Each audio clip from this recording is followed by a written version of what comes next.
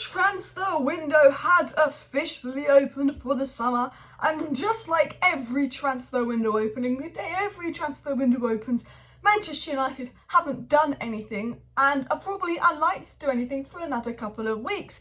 Just like every other year where some of our rivals, Liverpool signed McAllister, PSG have signed 5 players, Real Madrid have got Bellingham, Arsenal about to get Rice, Chelsea are trying to sign players but no one wants to go there, lol. But like, it's a classic start to United transfer window. But some very interesting news today has come out on Moises Caicedo from the very reliable Athletic. Chelsea, Arsenal seem to be the favourites for Moises Caicedo. He's Chelsea's #1 target, but I think he's sceptical. He's in Europa League, Brighton. Does he want to go to a Chelsea, not in Europe?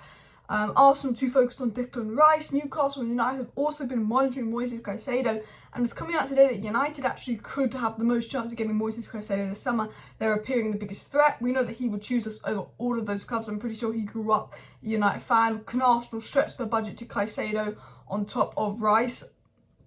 It would be a stretch.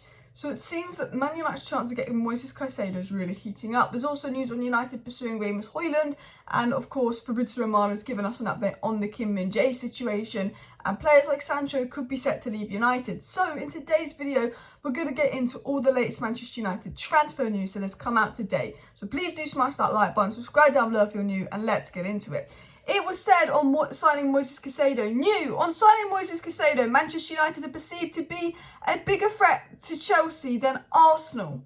That was said by The Athletic. And United faithful said that's something. Think Ten Hag wants them, but the ownership situation not letting us make a move.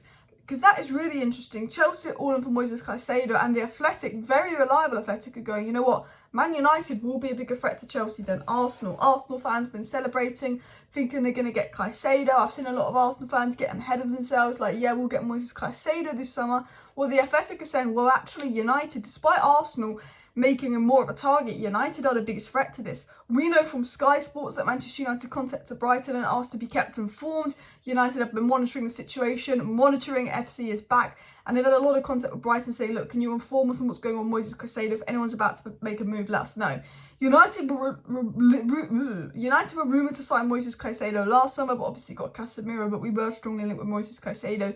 And obviously 2 Januaries ago, we almost signed him for 4 or 5 million. So United as a club have generally had a lot of interest in Moises Caicedo. And like this tweet says, I generally think Ten Hag wants Caicedo. I think Ten Hag's interested in Caicedo, and I think that the reason we're not pursuing him actively is because of the ownership situation. You know, Mount and Hojlund we've been looking at the most, particularly Mason Mount could be the early one. But I wouldn't be shocked if Ten Hag did want Moises Caicedo, and they're like, because we don't know about the ownership situation, we can't do anything. The fact that they're asking Brighton to be kept informed says to me they're not really going to make any moves until they get the ownership situation sorted.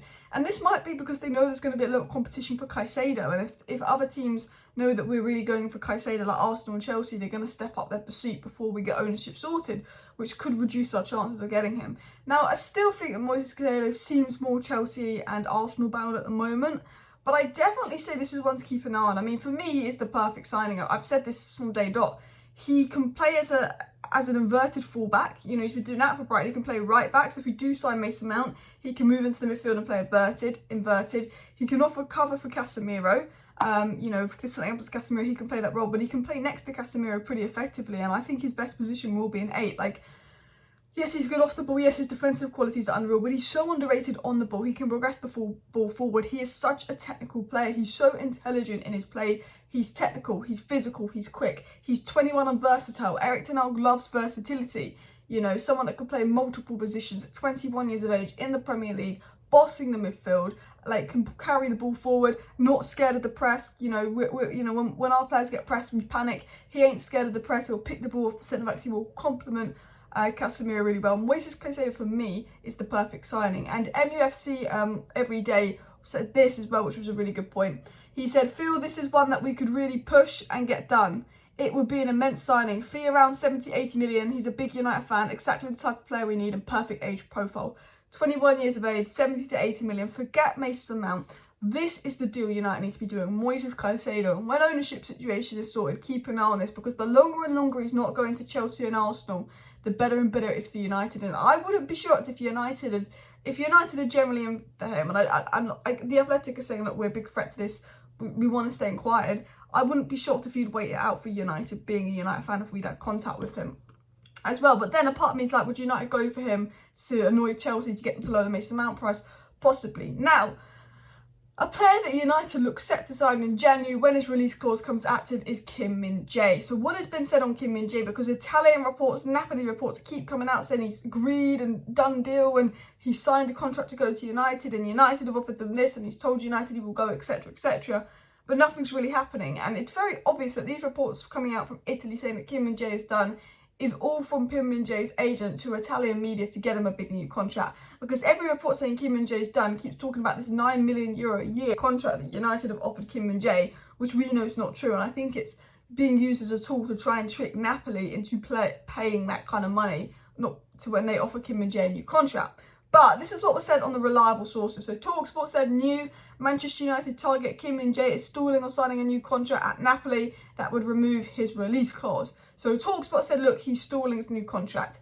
I don't know if United's going to be used to stall a new contract or if he genuinely wants to go to United being like a Jadon Park fanboy.